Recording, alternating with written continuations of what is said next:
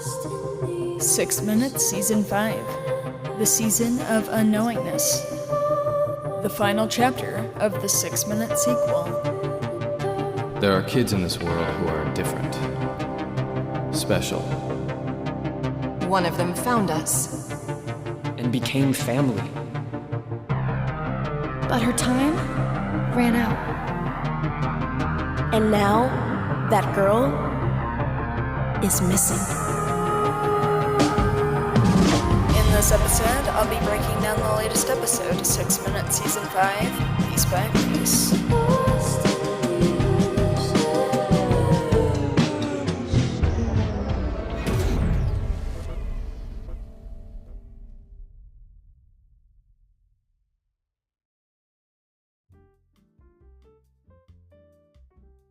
Hey, Review Pop listeners, it's your Landon Mueller. We're here today talking about episode 13 of 6 Minutes Season 5, and it's kind of just crazy to say this because, this episode was so packed, so well done. I really enjoyed it, and I loved, just the dynamics between everybody. I felt like there was a lot there, especially between, Cyrus and Birdie, and the Anders family overall. We got to see just a certain relationship that hasn't been there in a while. I thought that was really fun, and just everybody picking on each other, and it's a really a staple in the Anders family, that dynamic. So I'm super excited to dive straight into it.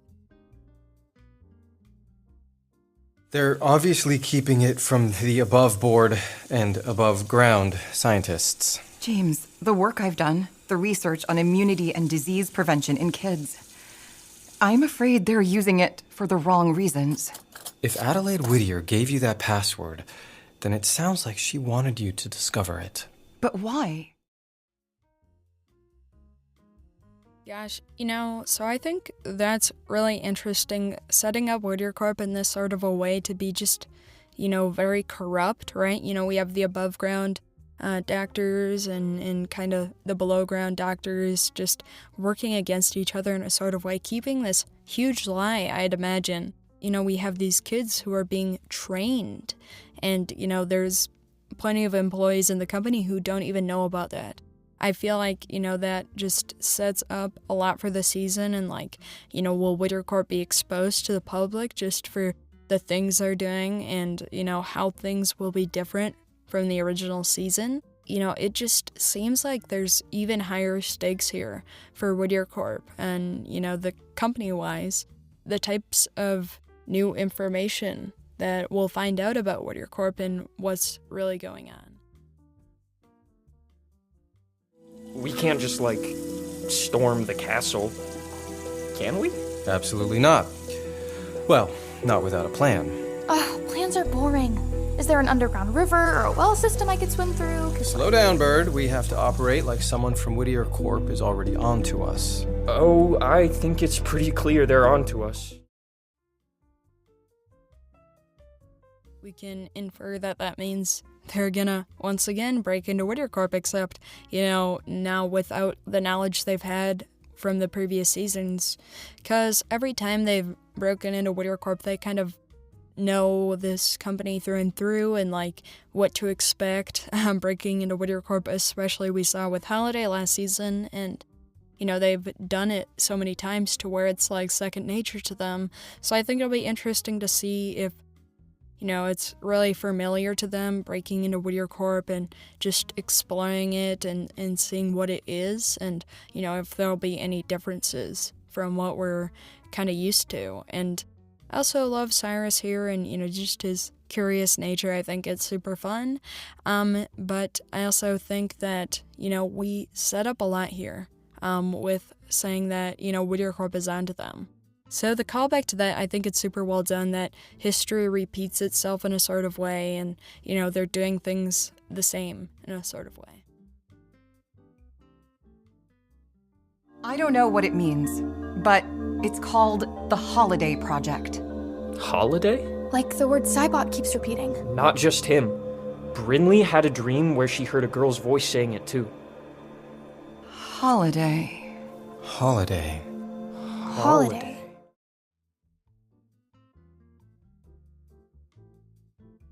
It feels to me like they'll find out, who Holiday is very soon, right?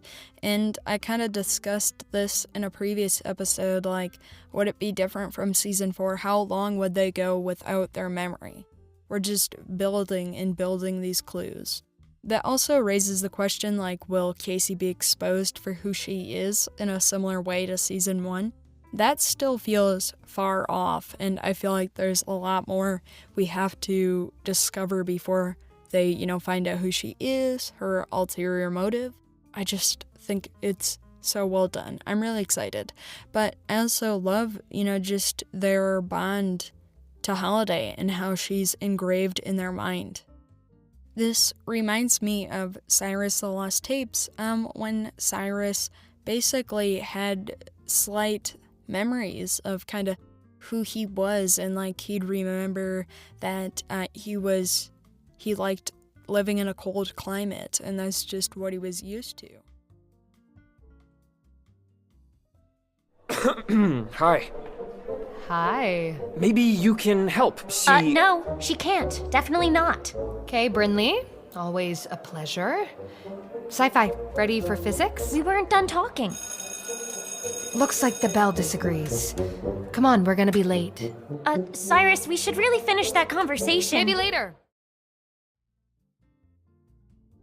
So I love this. I love it so much, and it definitely explains the title of, like, a world without this Anders family feud. I think it's so perfect. I love just them here, and I love Casey and Brinley going back and forth at each other. It feels very season 2-esque, and I love how, Casey is starting to be protective over Cyrus, and, Cyrus is kind of caught in the middle of this fire, and Brinley is definitely, I think both of them are equally as jealous, and that is really interesting to me because I feel like, is Casey falling for Cyrus again? Is this a part of her mission? I think there's so many questions to be asked, but I really love this, and I love how that feud continues, right? Because Casey, from the beginning of season 1, disliked Brinley, and so just hearing that feud here, so amazing, and I love it so much. Ivan, what can you tell me about the Holiday Project? The Holiday Project, originally named Project Jude, appears first in J.P. Whittier's records in the early 1960s. But wait, that isn't right. Sorry, what isn't right? My memory files are corrupted? This is so cool. I love this so much. I love the involvement of the Holiday Project in season 5, and it feels like such a big thing, right? We have this project that was a huge part of season 2, and hearing it come back in a new sort of way will be super interesting. And the Holiday Project was huge, right? It's this army of Holiday bots, and so is there an initiative at Whittier Corp to build bots like Holiday? That would be super interesting, and to see if, like, they're recreating some of the technology maybe they discovered at Dr. Whittier's house, because as we know, he was recording videos talking about his interest in building robots from the 80s, and so to hear that come to life in season 5 would be amazing. I think it'll also just be super nerve-wracking at the same time, right? Are they gonna recreate somebody very similar to Holiday? I mean, it's all a possibility. May I let her in? Oh, sure. Of course. Hello? Hello, Dr. Anders. It's so lovely to finally meet you. I'm Dr. Mirabel Solstice.